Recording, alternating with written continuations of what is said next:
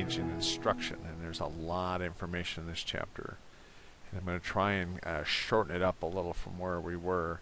Let me just give you a little flyover where we've been here, and that is here.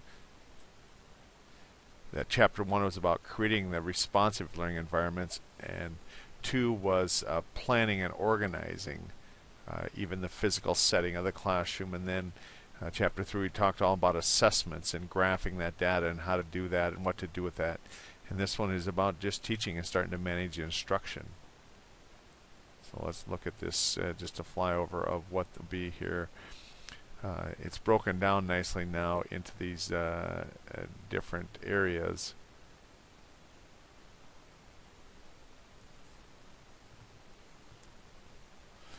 So different areas, it's broken down nicely into this continuum. And you've had that word, that continuum of things, settings, demands, and implicit. And I'll expect you to participate more in creating this instruction.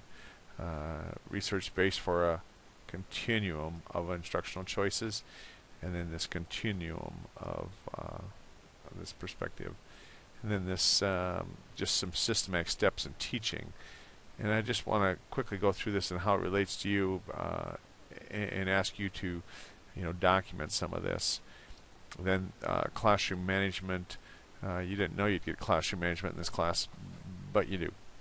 And tone and rules, engaging. We'll go that quickly.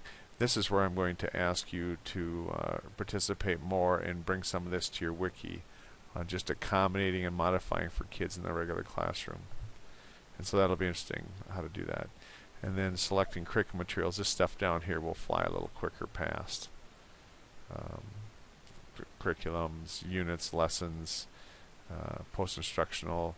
I'm going to ask you to read a lot of this, but this is will not be the focus of what we're talking about this time, so we'll go through that a little faster. So let's talk about continuum here on this chapter.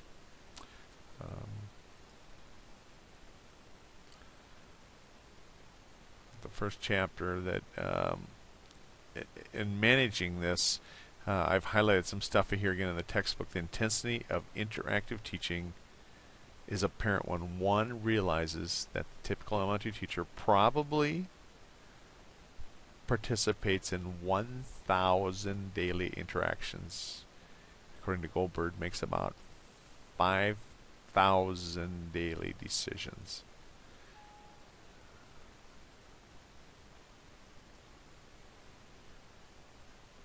So 5,000 daily decisions. And so therefore you got to kind of be organized, because it's going to come at you pretty fast. So what is this continuum of instructional choices that you get to make? Let me take you back here as I pop this up and let this be our guide a little bit. Those first 4 chapters, and then this is just instruction from here. So let's continuum. You have these types of teaching, and then we will look at these a little bit differently. So let's go back to the textbook about what these are. The continuum of what you can offer runs like this. Although a single instructional method is seldom effective for all students in a classroom, some educators cling to a particular method, insisting that all students will succeed if they implement it correctly. And they go on to say, maybe if I teach it harder, and they equate it here in this process of speaking harder and louder to somebody that doesn't speak English. And what I think finds here is we want to teach the way we're familiar with, we're comfortable with, and often we as teachers will teach in the way that we learn best without varying from that. So it talks about 2 instructional methods and then a combination of the 2. The first is explicit teaching. Are you familiar with that term? Kind of a funny word, but explicit. And I will ask you to very, very clearly be able to distinguish between implicit and explicit teaching. And when I come to see you as a student teacher, I expect you, again, to be able to distinguish between explicit and implicit teaching. So what do you know about explicit? Explicit teaching is based on the belief that when learning is complex and difficult for learners, the teacher must provide extensive support for students to transmit the knowledge and facilitate learning. Explicit is the teacher providing the knowledge. Explicit teaching is instruction in which the teacher serves as the provider of knowledge. So if you think of it in that terms, you think of how much of our teaching is done explicitly. Implicit is instructional ideology that assumes that the students are naturally active learners who construct new personalized knowledge through linking prior knowledge to new knowledge. So this is the key right here. You can link prior knowledge to new knowledge. So you're not the provider here. Okay. So that's what implicit, the difference between implicit and explicit is. So implicit is more with what? Constructivist approach? Right. A way to discover new knowledge is through implicit. And then there's this, here's a word, dialectual or interactive teaching. I was kind of saving that word here for you. Dialectical or interactive teaching. And you want to make a note here what each of these are, explicit in these three things here. Well, this is based on the belief that the knowledge is a collaboration enterprise and that instruction should include both explicit and implicit methods. And how do you bring those together? Okay. So they believe that an implicit approach for teaching is better suited to the construction of knowledge by learners. In contrast, the other ones insist that learners need explicit instruction to master many basic concepts and develop problem-solving and higher-order thinking. They view implicit teaching as ineffective and inefficient of many learners. So you can see there is some contrast here. There is some opposition. One provides it, the other says discover it. And of course what research is starting to find is that combination of things. Table 4.1 says here's what explicit is: much direct teacher assistance. Implicit is non-direct teacher assistant, and then here the balance between the two. Task analysis here on explicit, a balance between part and whole, unit approach, studying the whole thing. And you've had to have heard of this someplace else, but it comes to a head here when talking about kids with learning needs and learning challenges. Okay. Let me jump back to this and move on here a little bit. So how do you set demands for this implicit?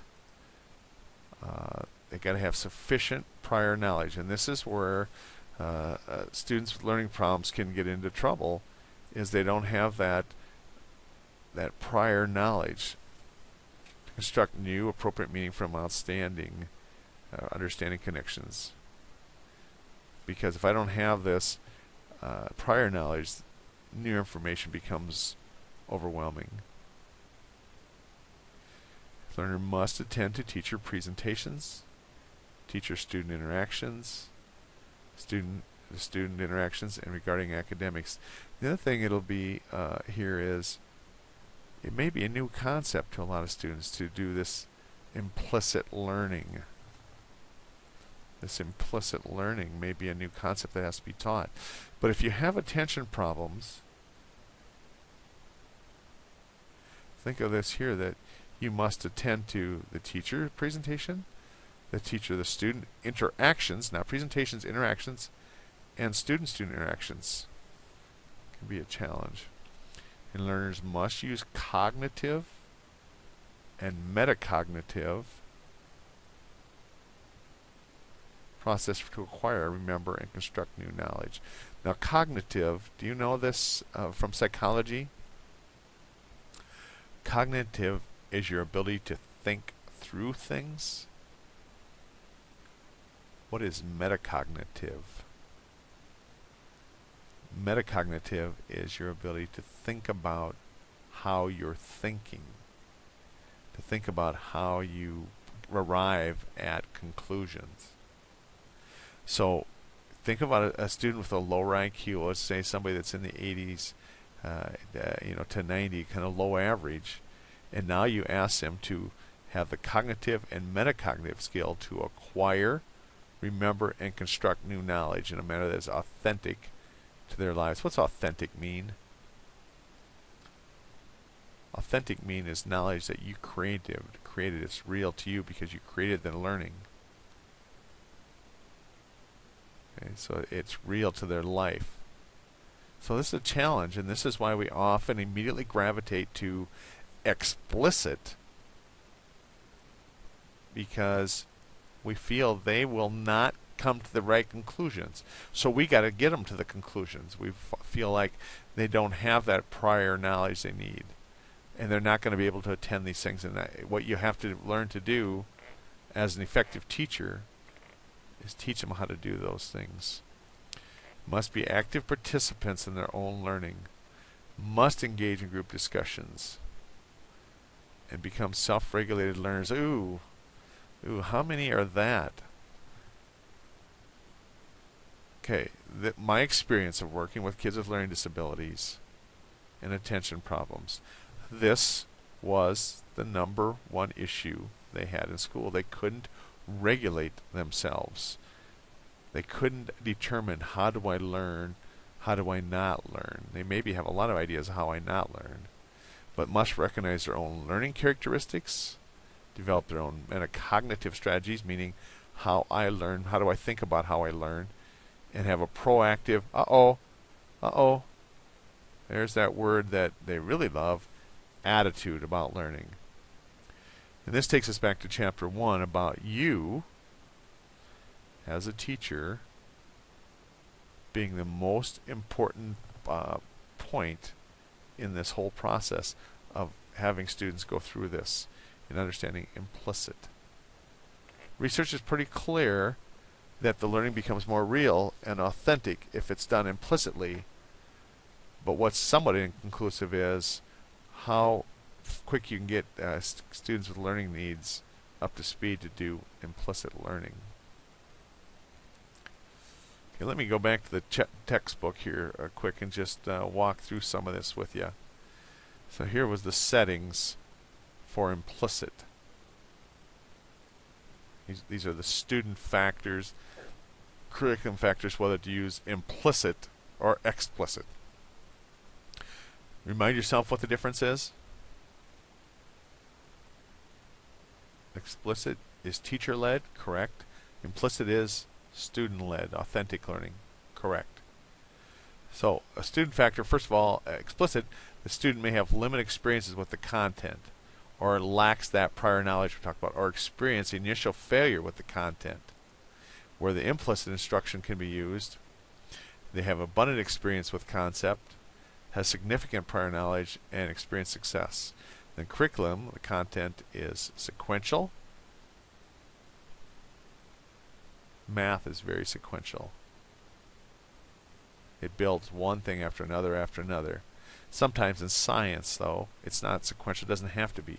You may not get the part on cells and master that, or even understand the cell functions, and still understand the bone structures and stuff like that.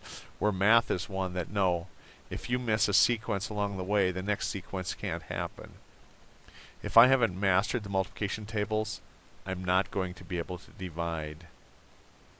That's sequential. Leads to explicit instruction. Then content is learning or skill acquisition requires task-specific strategies, complex tasks.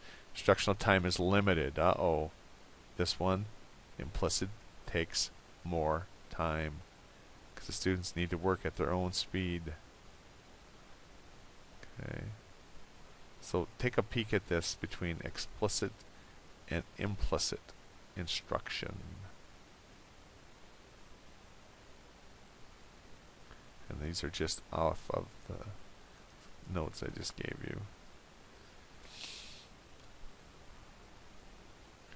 Okay. And then this is the continuum research based on the continuum instruction choices, like what to choose for language, reading, math, writing, science, how they can be applied. So here's what I'm going to ask you to do here. This here, small group instruction is more explicit, may result in increased learning outcomes for students with disabilities. Again, and several of you mentioned in the video highlights that you prefer this small group instruction. But what I'm going to ask you to do is come back to this and make a note in yours about each of these. Language, reading, writing, math, science. And then I want you to tell a little scenario, this skiing down the hill. That come from the textbook also right after this. And that is where this author tells about going down the hill.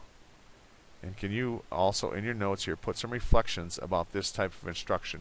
Read this part about learning to ski and to give some reflections on that in your notes right here in this part. So here's these teaching steps of opening the lesson, the different modelings, those types of things.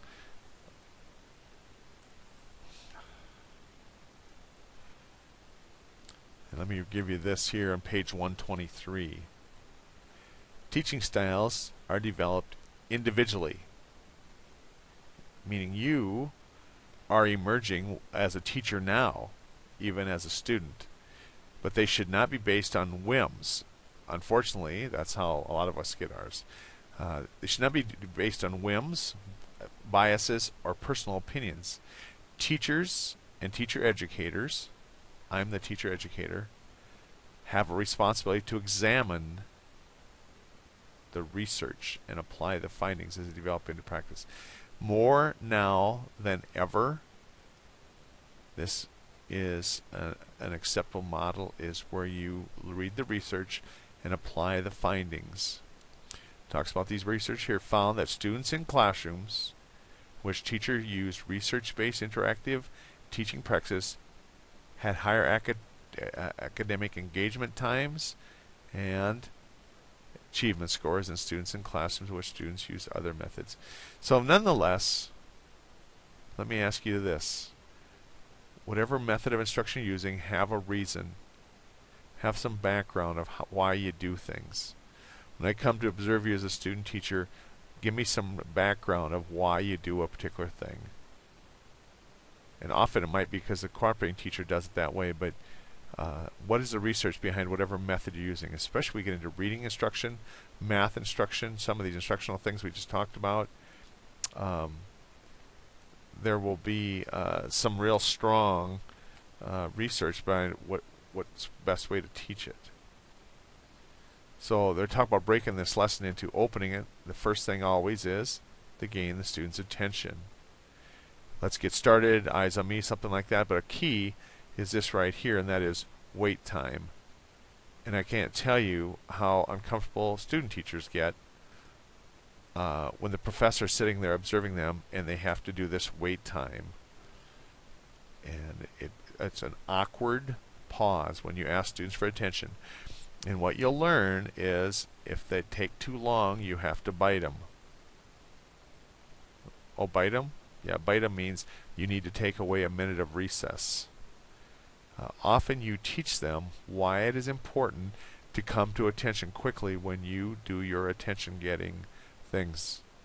Let's get started. Eyes on me. I'm time to start. I saw teachers would come to the front of the room and raise their hand. You've seen the clapping thing that always tells us to come back. Okay, that is an attention-getting thing, and if it takes too long, you have to bite them. But you have to have a consistent cue that tells them we're coming to attention here, and then you have to wait till you have them. And here's another thing with wait. We talk about this in some schools in our school-wide policies, school-wide behavior things, but wait time is how long do you wait? What's attentive? Generally, we talk about learning or listening or attentive behaviors as this. 1, mouth is closed. Because a lot of students think because they're not talking, that they're ready to listen. And you and I both know that we can not be talking. We can stop talking and still not be ready to listen. So here's what you insist from the students, that this is the listening posture for you. Oh yeah, you can write these down if you want. 1, your mouth is closed. Or not stop talking. Mouth is a tough one. No talking. Hands quiet. Nothing in hands. Feet quiet. Feet are under the desk and flat on the floor. And 4, eyes on me as the teacher. So I'm going to wait because you want them to quiet themselves, not just stop talking, but to quiet themselves because they're really not ready to listen and attend until they quiet themselves. And you may have like focusing activities then of how to get started. Anyone know what surprising event happened on the yesterday? Those things. You may have nonverbal cues like stands in a specific area, scans the class, those types of things. But nonetheless, you have to have a consistent way that you open a lesson that they know and you're predictable. And one of the things you find in the research too, at least half the kids in your class will want predictability in teaching, and half of you will want that kind of environment that's very predictable. Some of you will roll with the punches. Some of you don't need to know what's going to happen. But half of the teachers want a very predictable environment, and over half of the students will want to know. When I say predictable, means very routine. They know what's going to happen. They've seen it before. Okay. Now, I'm getting more like that as the older I get. I used to not need to know what's going to happen, but as I've gotten older, I want to predict what's going to happen. So once they're attending, teacher helps them connect the lesson with prior knowledge, and you've been all over that, how to build that prior knowledge. Yesterday we practiced this, or yesterday we did this, and I see effective student teachers go into that. And next the teacher introduces the target skill, like strategy or knowledge for the lesson that provides rationale for learning. It includes this anchoring activity. What are we going to do to learn this skill, and why we're doing it? And the effective teaching now, it really insists on this, that now you tell me what the skill or strategy or knowledge I'm going to learn, but why? But why? Effective teaching are always able to link it to prior knowledge and something else future. And that's an anchoring activity can help connect the lesson content to the real situations. What activity goes with this learning? And down here I marked evaluating their current learning status and predicting learning outcomes. If you have that, they can predict the outcomes. And then you conduct that interactive presentation with explicit modeling. What is explicit again? Oh yeah, that's you providing.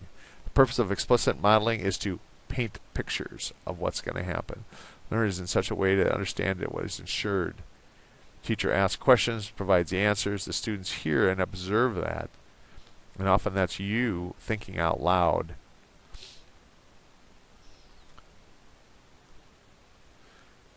So it looks like that. The teacher think out loud modeling strategy. And I've seen some excellent student teachers do this. Think out loud. And what you do when you're thinking out loud and modeling this strategy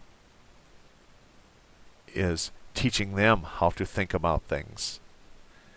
And so you can see I thought about this, and then I thought about that, and then I did this. And I thought that would do that. It helps them learn to think about how they think. Step 2, the teacher asks questions and students help provide the answers. Teacher and students perform the strategy together. Teacher continues providing this. Now let me read this to you, what I marked. Thus, explicit modeling becomes essential for immature learners. Okay, this could be young learners, but it also could be kids that have learning needs that you have to do this explicit modeling for these immature learners, those who have limited prior knowledge or are passive learners, hence kids with learning needs, to acquire the use essential knowledge. For example, Montag used explicit modeling of cognitive and metacognitive strategies to teach students with learning disabilities to solve word problems successfully. Do you remember what cognitive metacognitive was? Anyone? Anyone? Yes, cognitive is the ability to think through something, and metacognitive is the ability to think about how you think. So, as we target math, solve word problems, we realize how many problems that causes for students is the word problems. So a specific cognitive strategy modeled include the following: read for understanding, paraphrase, visualize, develop, estimate, and compute and check. Okay, so that would be, you can make that mnemonic, but it's a strategy. So explicit modeling, I think if I were you, what I'm going to do is give you this, and I'm going to show you how to do this real quickly. Hang on. I'm going to grab my snipping tool here, and I'm going to snip this and ask you to, when you take it, to give it to give credit. And so I'm going to save this, and I'm going to show you what I'm going to do with it.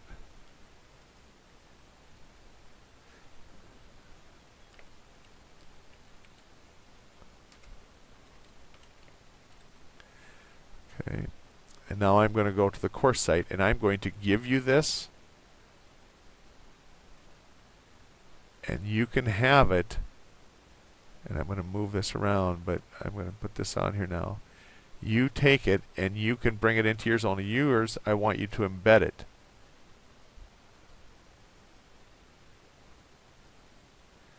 I don't know why that's not in there.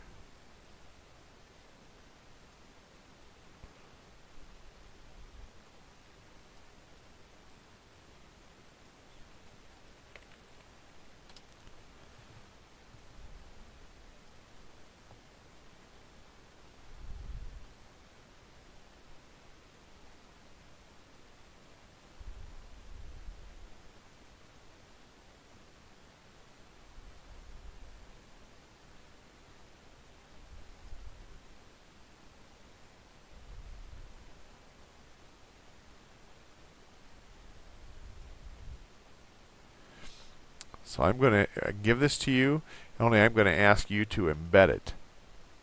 And so you'll come down here, or wherever I have them linked, but now watch how I bring this in. This is how you'll do it. You can download it from mine and go File, and I'm going to stay here. I'm going to upload this, and you can come get this.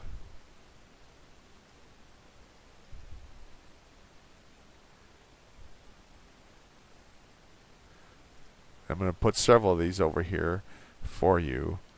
Now, here's the two different ways here. First of all, and it has to get like this before it gets here. I'm going to link it first.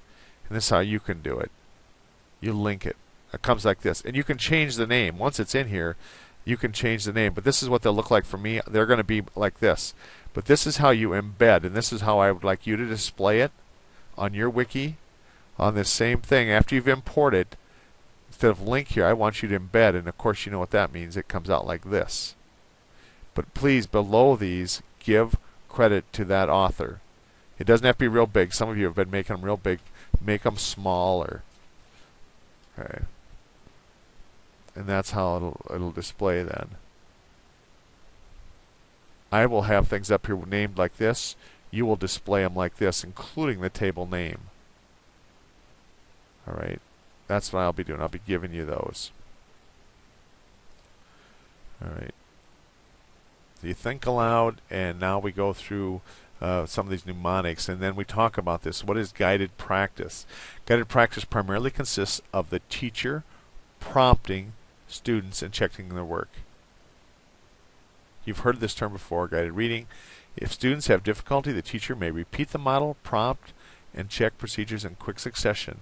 You taught them, You've used this strategy here, and now you want them to practice what you've taught them. You want them to get started, but you want to guide it. You don't want them making mistakes.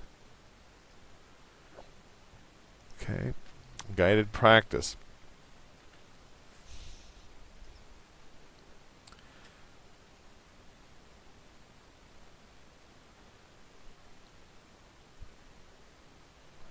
Then here's the competencies how to do that for guided practice. And I'll put that one up also. So after guided practice, you want to close the lesson. Review, preview, and it's a big one. Preview is this. You also expectations concerning how they can apply this knowledge are discussed. And one of the things is what I would do is connect to future learning, and especially with younger kids. One of the things that would always motivate them, I think, is, and this will help you learn the next thing. And so they can see this process of learning. And then you bring them over to independent practice. Teacher acknowledges how much students have learned in the lesson and informs them that they are now ready to do independent work. Independent work is designed to assist students to master the skill, strategy, or content. If they have that, if they've mastered, don't pile this on them. You recommend a success rate of their independent work of 90 to 100%. Distinguish. I got cranky about this in the last section about the difference between independent work or seat work and homework. And this is where you have this. And I just had this in my house. Jackson sat down, had a whole bunch of homework. I said, man, you have more homework than you normally have in a night. And his response deals with independent practice. Said, the student teacher is teaching us now, and she never gives us enough time. Our teacher always stops soon enough that we can finish the work that she assigns. This teacher does not. Tells me the student teacher is having a little time regulating her pace before she wants to do that. And ideally, that's what you would do. And even, especially in a big school like where my kids go, you're not the master of your own schedule, because generally we're going out the door for something. We've got a lot of demands on our schedule. But nonetheless, this model of independent work is this: the I do, we do, you do model. I show you how to do it, we do it together, guided practice, and then you do it. And you want it to be independent. You want to set them up so they can work independently. So let's go into this continuous teaching model now. And that is this: a multiplicity of thoughts and behaviors during the interactive presentation. Ooh, you like that word? The multiplicity? Mean lots of parts of thoughts and behaviors come into this. Active teaching follows a linear sequence of teacher activities.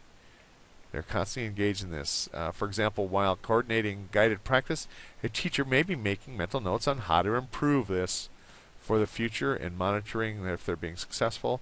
I will give you this also, table 4.5, about how to conduct independent practice, like circulating among students. Monitor this. Now I had this conversation. Why am I giving you this and having you putting things on your wiki? Here's a whine from when I went through this, and that is there would be times, especially as a special ed teacher, I'd get stuck on how to help a situation. And having studied special education as a graduate student, all the stuff that I had, all the materials, were stacked in a box someplace in my house, stuck in spiral notebooks and in textbooks. What I want to do is help you build a resource for yourself going into the future that you simply mark out some of these things that you may need to review. So someday, as the regular teacher or a special ed teacher, and you're stuck on a situation, you can find your wiki back and review some of the things that we've talked about with these things, and just jog your memory, jog your mind of what are some possibilities of conducting independent practice. That's why I give you these and ask you to take them to your wiki. Then you want to monitor the progress and provide feedback of this independent work. understand the requirements and the procedures needed to complete that task, and because the procedures enable the teacher to catch errors before the extensive practice, high success rates are maintained. And that whole thing, and you want to read this completely about monitoring progress, because one of the things you don't want to do is practicing errors. And there's a lot of brain research now. What happens if a student practices errors? How hard it is to unlearn something. Move rapidly around the classroom, checking work, interacting with students. Be mobile. Comes from this up here. Yes, monitoring that progress. Providing the feedback to students. Okay. This is some strategy. The math strategy program, Mercer and Miller indicate that the following elaborate feedback sequence is effective in teaching students with learning problems to acquire, retain, and apply. Grade the student work. You want a higher rate of work being done, grade it and give feedback quickly. Praise for correct answers. Chart the results on a graph. Remember anything about that? Note the incorrect response. Point out error patterns if you can find them. And in math, you often can find error patterns. And instruct the student to correct errors using rules and information you've taught. And praise them further when they correct it. Down here, a plausible reason. How about that word? Down here in the yellow, plausible reason for their timidness is that they have a history of being punished for incorrect responses, which has resulted in a loss of confidence and fear of risk-taking. You've ever heard this story before? Let me read this to you, starting right here under 7. Increasingly, when kindergartners are questioned about their abilities, who can draw, who can sing, who can dance, most, if not all, will respond enthusiastically, I can. However, when college students are asked the same question, many do not respond affirmatively, or they give responses that are timid and tempered with qualifiers. I can draw a tree. Okay, it is unfortunate that after years of schooling, college students and other students fail to exhibit that confidence that they had as kindergartners. The problem is that they were always punished for incorrect responses. So next thing you know, I just kind of shut down. I'm not going to respond because of that. And then it goes into this about how to alter that. Then this next section is on promoting generalization, another big skill for kids with learning needs, all kids, but learning needs especially. As the emphasis of the teachers, learners, active problem solving increases, generalization is becoming instructional focus. Here's generalization. Generalization refers to the occurrence of a relevant behavior in different non-training situations. I mean, we get away from your classroom or away from school even. Can we do this? Okay. Non-training situations.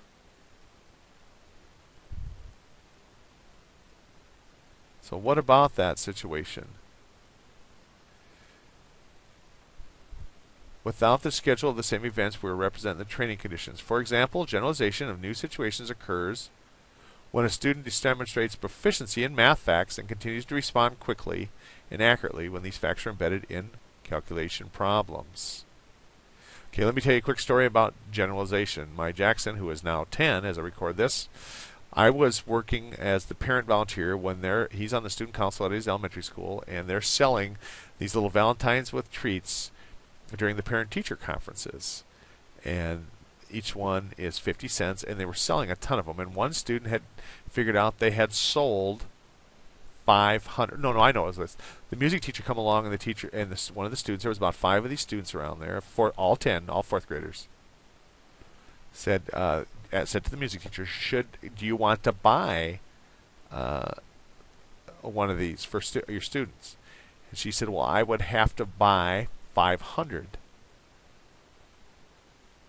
And remember, they cost 50 cents. So I quickly said to this group of 5 4th graders, how many dollars would that cost? They had no idea. And Mike Jackson is a very good math person. I could have wrote that problem down for him and he would have got it, but he had not come up with any idea.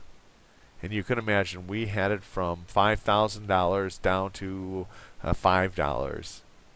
and it was a little bit shocking to me, but they weren't able to generalize that math skill they have. In 4th grade, they can figure that out. You put down 500 times 0.5, they could do that math, I guess. But they had no idea.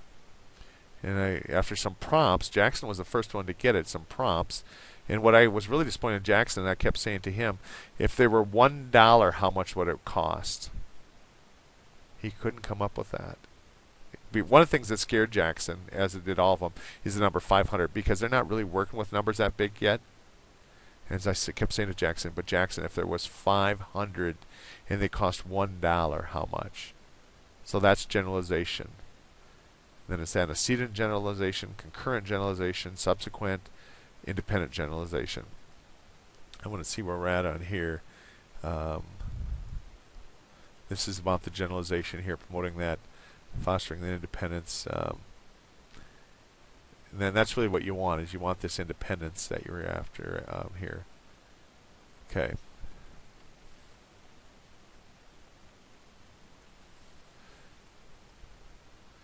So different kinds of generalization. Stimulus response generalization. And please read this. There's some stuff in the test about these different generalization things. So you're going to need to read this on it.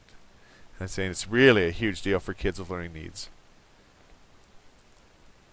Just another table on competencies of the learning strategies curriculum development in the University of Kansas research on learning is one of the few curriculums that systematically incorporates generalization training into the teaching. The reason I highlighted this, it's on the test. Make sure you know this one. Okay, and attributional training. Would you please say that word now out loud? Attributional. Go ahead. Good, because I'm training you to say these cool words also, so you can kind of be in the know and use cool words like that. It's a technique that has been used successfully to teach students with learning problems to generalize. Attributional training, retraining is training to generalize. Students with learning problems tend to attribute academic success to ease of task or luck. Have you ever seen that? That's too true. If we get it, it's because it's so easy or luck. And if they fail, we attribute it to I'm not smart enough. I have low ability. These misconceptions highlight the need for attributional retraining. Once students learn that the success are the results of their own efforts, the more likely they are to feel under control of their learning and develop this. So this will be another challenge to you as a teacher, is this attributional retraining. Help them see that their learning is a result of their efforts. Independent generalization is a product of highly developed metacognitive process involving self-evaluation, self-monitoring, self-recording, and self-goal setting, and self-reinforcement. A whole bunch of self things. Metacognitive process is your ability to think about thinking. Okay. During this acquisition skill, the concept of thinking for yourself is incorporated into this attributional retraining. Preparing students with learning problems to use metacognition requires them to develop a system of self-questioning. For example, students can ask themselves the following questions. Looks like this. Why am I learning this? Why am I supposed to learn? What do I already know about it? What idea is important? How is important information organized? How am I going to learn it? When I think of organize is how I'm asking you on your wikis to organize your information. How do I remember it is a big one. And this is where they need to develop mnemonics or something. But students need to learn how they're going to remember. How do you learn things? And so they can go to that when they need to learn something like the Great Lakes or different things like that. They have a strategy how to learn it. And so this is part of this attributional retraining, is they need to learn these 10 things about it. Help them generalize. And here's the table for competencies for promoting generalization. Then how do you foster independence? Practice of teaching to become independent learners has emerged as a vital component of effective teaching research. Wang knows that self-responsibility for one's own learning and behavior is enhanced when academic tasks are perceived as important to functioning in society. Ample time is allowed for mastery and effective study skills are used. So if you want to be an effective learner, you've got to have some responsibility, but also that you perceive as important of functioning in society. One of the things that happens to special ed kids is they become very dependent. Another word that we use in the business is learned helplessness. I can't do it.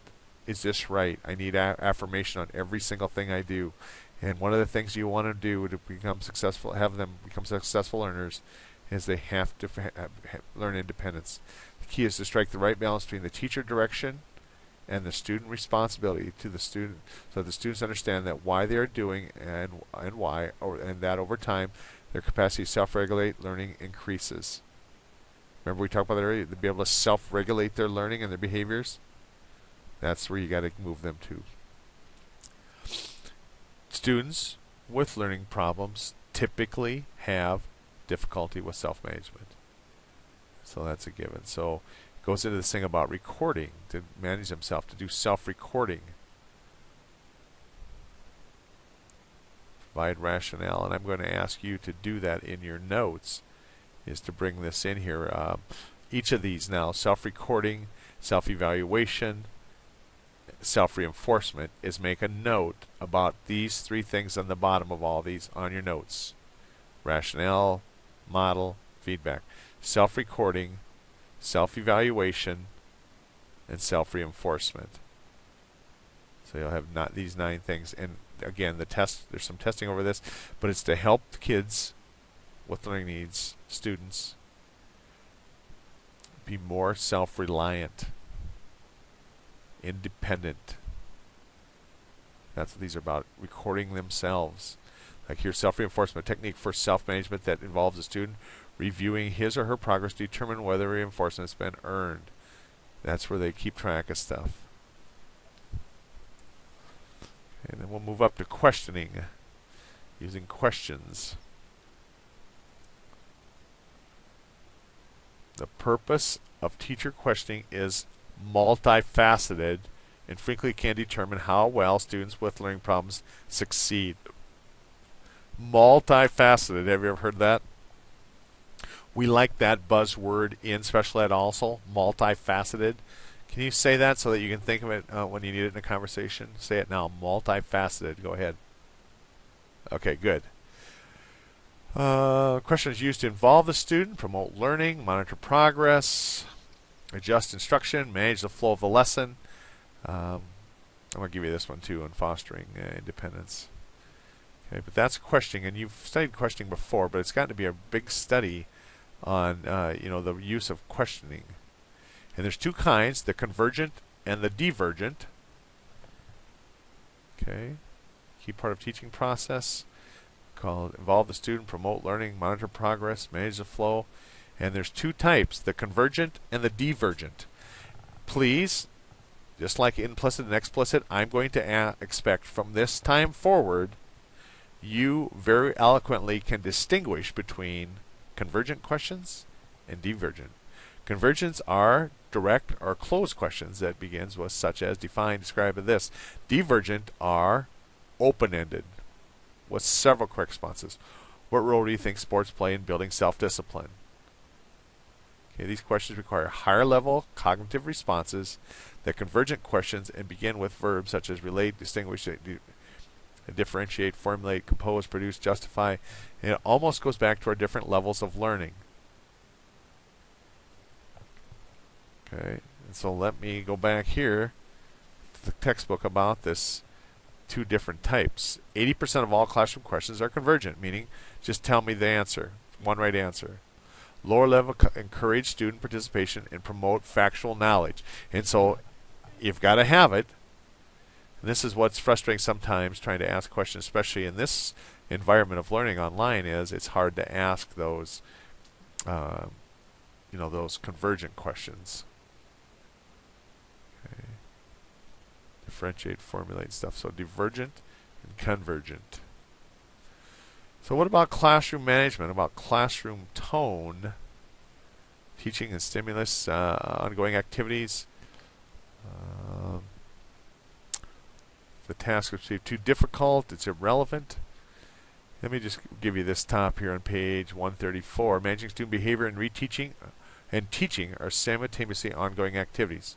When teachers plan instruction according to their students' abilities and effectively use systematic teaching steps to deliver instruction, like the ones we've been studying, most management problems disappear. Okay, you're going to still have to have something, but you've got to be an effective teacher to have good classroom management. Management primarily involves getting students to work on tasks independently, and we want this to be that they're independent, okay, or are in small groups, or to attend to teacher-directed lessons or discussion. If students perceive a task as worthwhile, and one that they can do successfully, getting them to attend is fairly easy. On the other hand, if the task is perceived too difficult or irrelevant, it's almost impossible to get students to work on it more than a few minutes. Even the good students will give you some pushback on this. So first of all, what is that classroom tone?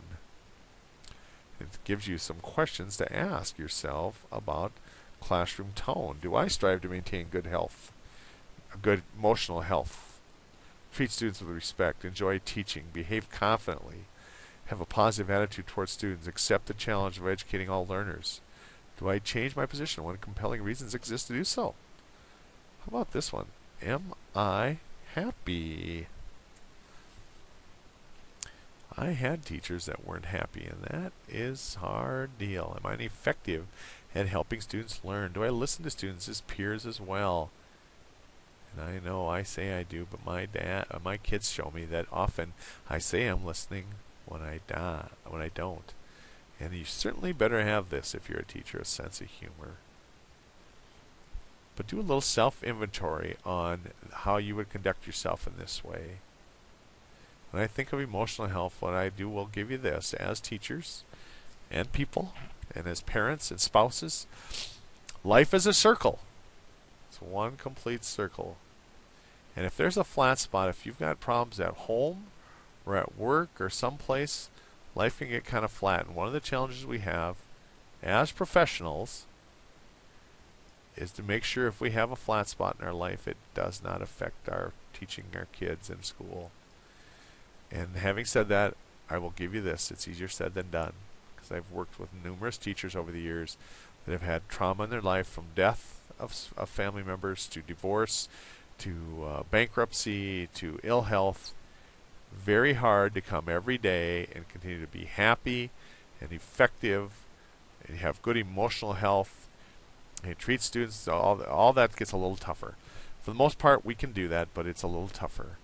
Then it talks about classroom rules. Select a minimum number, state rules positively, determine these kinds of things. I'm going to, again, ask you to bring some of this out into the notes now. Like here, select a minimum number. 4 to 6 rules goes with that, and that's on the test. That's why I highlight that for you. But put a couple lines about rule guidelines here on those different ones. State the rules. It goes to a nice list here. You, in your notes now, you bring some of this out and put one line about each of these. Okay. Then the presentation rules should be done as soon as possible. Teaching expectation takes about 1 to 2 weeks. That's what they say. I think it takes longer. I had a teacher tell me one time, I had a student teacher whose students were well trained. She said she spends the first 6 weeks of the year training them how to respond to everything. What is expected during seat work? Is talking aloud? What is expected during whole class discussions? What do students do when they need to teacher help? What are the procedures for making transitions from one activity to another, such as lunch to academic work? These activities may occur at many times during the day, and so be prepared for that. And so that's what you do when you train them on these. And it takes 6 weeks for you to see all the different scenarios, and I guarantee the teachers that do the best work at training this for expectations in those first 6 weeks have the most orderly classroom. And who does it benefit the most? Well, I know, yes, the teacher, but it benefits the most your kids with attention problems. If they have orderly, predictable classrooms that they have been taught explicitly the routines and rules. That we practice lining up. We practice. If we have a procedure for passing things out, even though we don't need to, we practice passing things out. We practice lining up. We practice doing the things. And that way, when you get to the actual need throughout the year, it'll be just smooth as silk. And the kids with attention problems and hyperactivity will be much, much more successful in your classroom. Goes into this about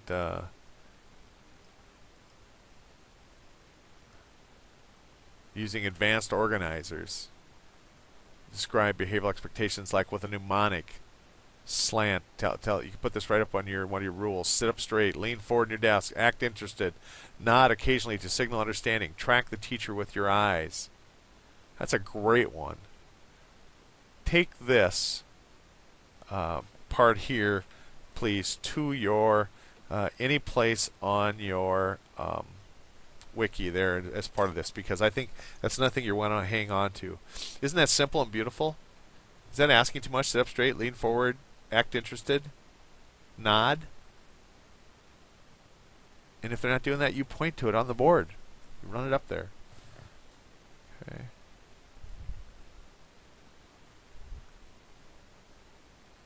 You demonstrate it. Conduct the practice. Just this is what I'm saying. You're teaching this explicitly.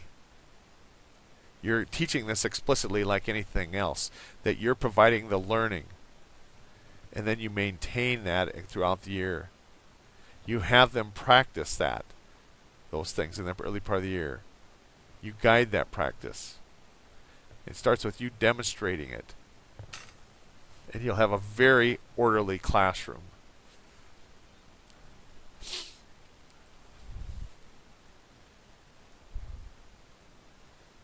This is about those advanced organizers, and you're going to want to study this because you know some of this about advanced organizers. Then it goes into engaging students. The You-Me game involves putting You-Me chart on the chalkboard. What is You-Me about? Sometimes students use predetermined steps for attending. Teacher records a tally for the students as to You side. When students fail to use that attending strategy, the teacher marks it under Me side. It says, I got you. Another technique is participation buddies, but it's a way to engage students. You-Me is a way to engage students to on-task behavior. You-Me.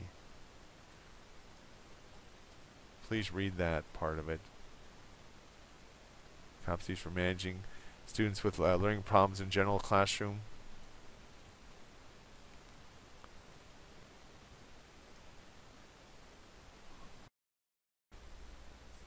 So this may be where the rubber really meets the road in this chapter on managing instruction. And that is where we accommodate students learning in the general classroom. How do we get them in the general classroom? And it's interesting how this text divides this now into accommodations involving materials. And of course, I'm going to have you bring this all out. Materials and involving interaction, instruction, in different ways for that, and this is part of that too. And then performance, how to involve them in performance. Okay, so it's very well done here. Gives you some ideas, and I want to run through these in the textbook with you. But there's lots of very solid stuff here, and this is what I want you to work with. First of all, accommodations involving materials. All the different materials that there'll be, and I'm going to ask you not only to put this in your notes, but to bring it out to your wiki so you have this for going forward. Like this audio recording thing, directions, stories, specific lessons can be recorded on tape, a computer, or an audio file for MP3. And this is where, folks, the technology I think will explode in the next couple of years is our teachers, namely our DSU teachers, figure out how to really integrate some of this technology to support regular kids. And then it'll turn into what we call universal learning, universal teaching. Because why can't all the kids use these things? Okay. It's called universal design. Why can't they all have audio recordings of these things? Just like you get audio recordings of this class, why can't kids with learning problems have audio recordings? Like clarify simple written directions. What I'm going to ask you to do for each of these is put at least a sentence about what they mean in this thing. Original directions, directions rewritten and simplified. Okay. This is where you'll be an expert. You, as the special ed teacher, or teacher with special ed background, will be an expert in accommodating kids with special learning needs in your class. And I don't just mean those kids in IEPs. I mean all the kids. Let's go back to this thing here. Not this one. Let's go back to this. Let's go back to who's in your classroom. Here's that bell-shaped curve, and we say that an average student has an IQ of about 100. And we look at one standard deviation each way. This one over here is 15 points. So this would be 85. And this over here would be 15 points. Plus 15 or minus 15. So this point here at one standard deviation above would be 115. And generally you get two standard deviations down here. This is 70. What do we call that? Generally students that are in this range from here on down are called mentally retarded, MR. And if you get up here two standard deviations above, we call this gifted. Correct? You know this, right? Okay, for the most part, we say this is 70%, 35% on this side, 35%. So 70% of students will be this average range, below or above. 70% of the kids in the class will fall within this range. For the most part, when they get farther out here, they're not in your class, or up here, these are few also. But here's who I wanted to clue you into, accommodate in your class. There's a group around this line here that'll be on IEPs, but there's a whole big group here that are still on this side on the left side here that are going to have some of the same issues that'll never qualify for special education.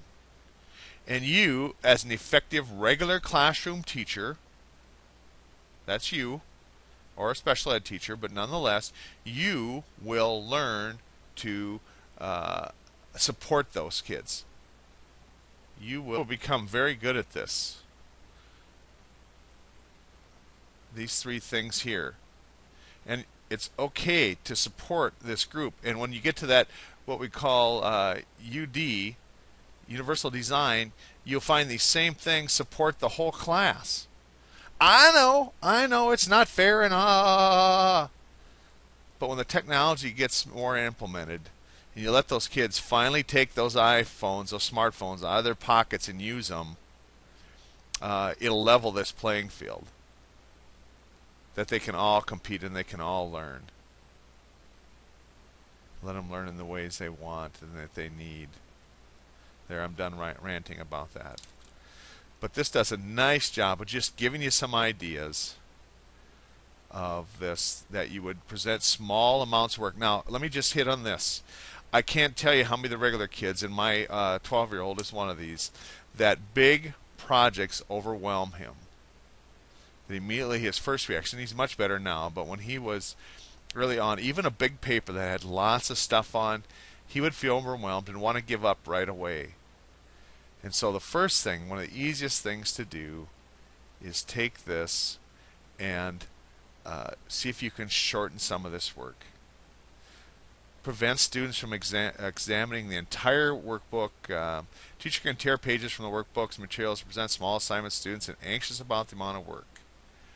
Okay, so they don't see that. For example, the teacher can request the student to complete only odd number problems or items starred by them, or can provide responses. Finally, the teacher can provide a worksheet into sections. Worksheet divided easily by drawing lines across what they're to do. That's what you do. Cut it, recopy it, redo it, scan it in, change the length of it. Even if you have to present it multiple things to them, don't make them see the whole thing. It's a little strategy that will not only support kids in IEPs, but a lot of the kids in your classroom. Some won't need it, and you will be an effective teacher if you learn how to do that. Block out that extended stimuli, highlight the essential information, locate the place for this material so they can always find it. Provide additional practice. Let me just say something about this, because one of the things that we do in math, and here's one of my rants, and I know you're getting used to these, but here's another one, and I wish I could say this the last one, it's not. Here's another rant about math. One of the things we do to modify it for students when students become overwhelmed, we say the class is going to do 20 problems of independent seat work now to practice the skill we learned, but that will overwhelm you. So you only have to do 10. You with me? Let me ask you this though. Why did you assign 20 if they can learn the skill in 10? Huh? Well, the answer is they can't. So this is the thing, additional practice is they may have to do 10 and 10 and 10 and 10. Yeah, they're kind of mad at you now, but they may need to do 40 of a skill set to master it in the same one the rest would do in 20 or maybe even 10. Because that's one of the things that students would always ask is, why do I have to do 20 of these? I know how to do it after 10. And that's a whole nother discussion. But your students that are a little slower and on the uptake on this may need additional practice. And so this is where your resource comes into play. This is where your instruction comes into play. Because how do you move on to the next skill if they haven't mastered it? Okay, glossary, or they can make a glossary, reading guides. But you're going to bring these out. You're going to first put this in your notes, one line for each of these on this here. And then you're going to bring this all out into your wiki. Each of these topics. Interactive construction, explicit teaching. Now tell me what explicit was. Use explicit teaching procedures. Yes, that is where you provide the learning. Many commercial materials do not cue teachers to use explicit teaching. Thus, teacher often uses adaptive material to include these, because often our students are not ready for implicit instruction. Remember that discussion? So this is how you're adapting in this. Before instruction, during instruction, how to frame this, how to do this for them. Okay, read all this, please. There's questions on the test over it. How about the student performance?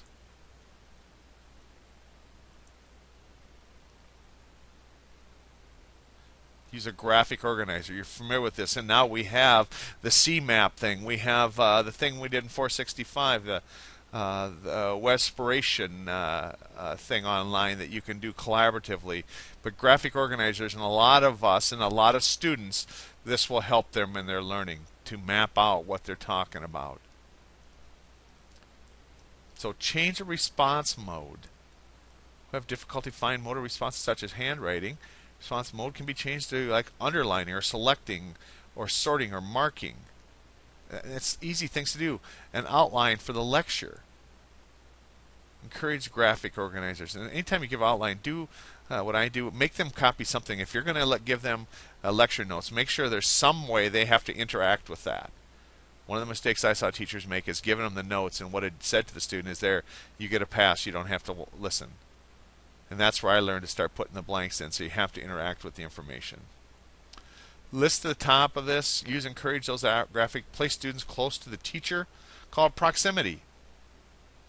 A proximity thing that they're not in front of you. Often they say our normal eye gaze is not right in front of us. It's kind of a bit in front, beyond the front. And make sure when you move them that they get new seats like everybody else, but they're just never very far away from you. Encourage use of assignment books and calendars. I know when I've taught in the Sioux Falls district that they made such a big deal of this, and this doesn't work for everybody. What I found is it often works for teachers more than it does the student. Well, what do I mean by that? I mean, just because it's in the assignment book doesn't mean we do it. That's a whole nother discussion. Let me give this rant too about assignment books too that we have with our kids. Is when you send paper, when papers come home, one of the challenges we have is, does this need to be done especially if paper is in their folder and it's not done. And they say to us often, oh, I don't need to turn that in. How the heck do we know that? And they're a little confused. But any paper, please mark any paper that's in that folder that's done, even if they don't have turned in or whatever. One of the battles you have as a parent when kids come home with their bags in elementary is that mountain of paper. I'm telling you, can we get to more paperless? I know it's hard in elementary, but I'm telling you, if I see the amount of paper I see come home from my kids, and they both go to huge schools, I can imagine the semi-loads of paper that it takes to run them in a school year. But nonetheless, mark these papers so we know if they're good or bad, or need them back or whatever. Here, I call this transcribing. Okay, just for your information, they're finding that's not a good skill for anybody. Some of you learn well by copying. We call it transcribing, meaning looking up, copying here, looking up, copying it here, looking it up. Anybody has a processing problem, this is a death wish. And the problem is, there'll be a number of kids that are not IEPs in your classroom that struggle with this, that you'd say, oh, well, this is what we do. Have students have line paper vertically for math, demonstrate hierarchical worksheets, allow use of instructional aids, display work samples. When I think of work samples, completed assignments can help students realize. And I had a student teacher in a classroom one time that the teacher, no matter what she assigned, had a version that she would hold up that was completed. And I don't know if it was from past years or what, but even if it was a daily math sheet, she had a copy of it completed. And when it got to projects or anything, she had a completed project. And again, who does it help? Well, it may help some of us that can't visualize what we're supposed to be doing. So our visual learners, a completed thing, a model we call it. Have a model. Peer-mediated learning, encouraging note sharing. But again, note sharing, make sure I've got something to do. If you're going to do some teaching, some explicit teaching, some lecturing where there's notes involved, even if there's note sharing, make sure I have to interact in some way with that lesson other than sit there. Flexible work times. Students who work slowly can be given additional time. Just make sure it still doesn't overwhelm me, because if I'm overwhelmed with the assignment of 20 problems, additional time doesn't help me. Much better to chop it off. And same way, I can remember one time in my 8th graders were being assigned in their language arts class what do you call it? A theme paper, a research paper. And that was her thing. And they had, it was like a 1 month thing, and we're gonna have like 2 weeks of class time. Well, the thing I couldn't do was get them to get started. And what she kept telling me, we'll just give them more time if they're not done. I said, man, that's not the issue. The issue is they can't organize themselves. It's too overwhelming. You know, it was just a huge deal. Additional practice, assignments, the substitution or adjustments in this is really huge, I think. That you're flexible and strong enough as a teacher that you can have substitute assignments or adjustments to assignments. Read this carefully. And then we move on to this curriculum, selecting the curriculum. But you got this with accommodations and modifications. What you're going to do is you're going to bring out all three of these things. First put them in your notes, and then bring them also to your wiki. All three of these, and make them clearly marked and managed so that you can find them, because that's the thing. You're going to have time. You're going to have times where you can't think of what to do, and I want you to be able to revisit this. This is interesting, the mnemonic, and I worked with a teacher that was phenomenal, could make anything into a mnemonic. My wife would help the kids, especially my older one, with spelling, where she could make spelling words into a mnemonic. So support the use of mnemonic strategies. You familiar with that? The most one that I always come to mind is the home for the Great Lakes. Homes. Huron, Ontario, Michigan, Erie, Superior. That's a very easy mnemonic. All right. Okay, I'm done with that. Let's talk about this curriculum things, factors. And again, sometimes you may have some say over this. Often it's about using what's there. Promote best instructional practices. Curriculum materials should foster learning. should guide the assessment prior knowledge, should guide mastery learning, promote generalization, introduce information cumulatively build. Okay.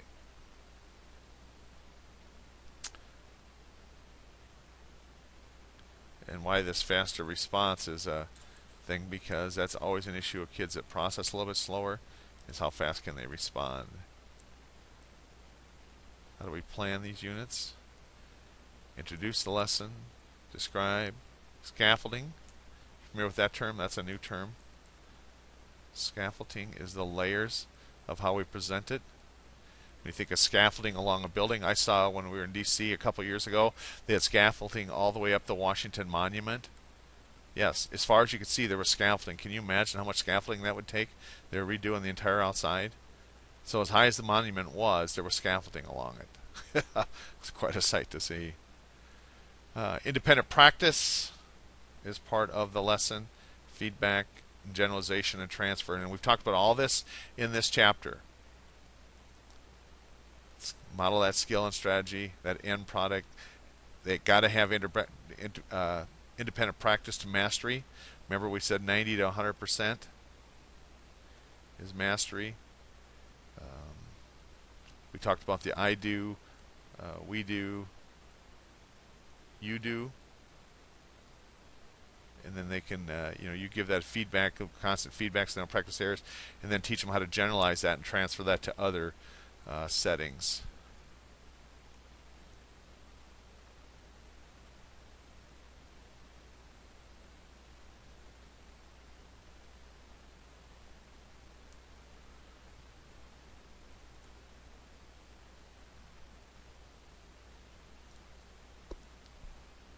Can I underline that line in there?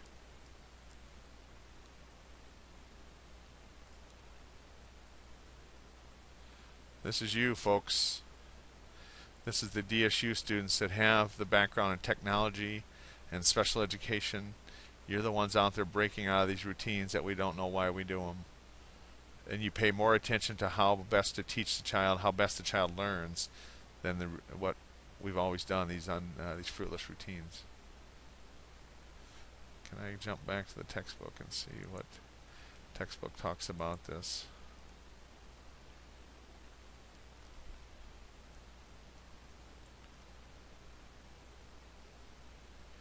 Again, you're going to want to read through this. The tests. Curriculum materials should provide guided to learners of diversity.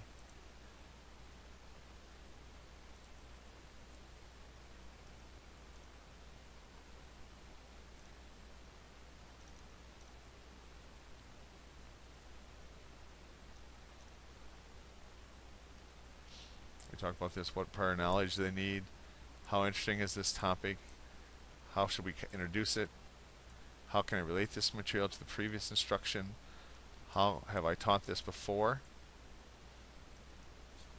Okay, so just make sure you read through this. It's very interesting about planning routines. Gives a demo of unit organizers, of how to move through a unit.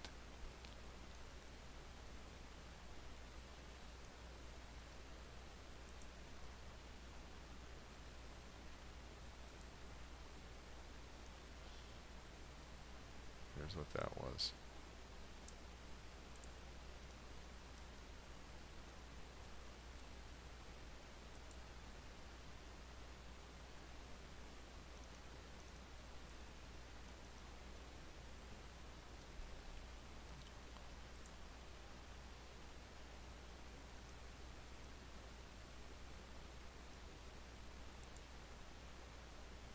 Okay.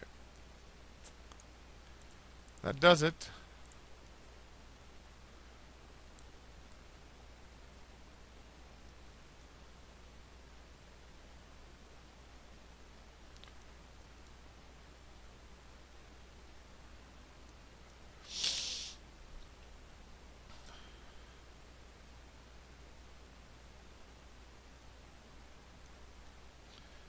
Are you familiar with this at all, this teacher reflection, the journal?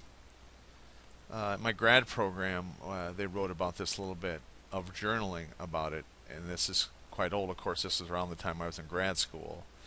I went to grad school from 91 to 96, or 97, I guess, when I finished my book.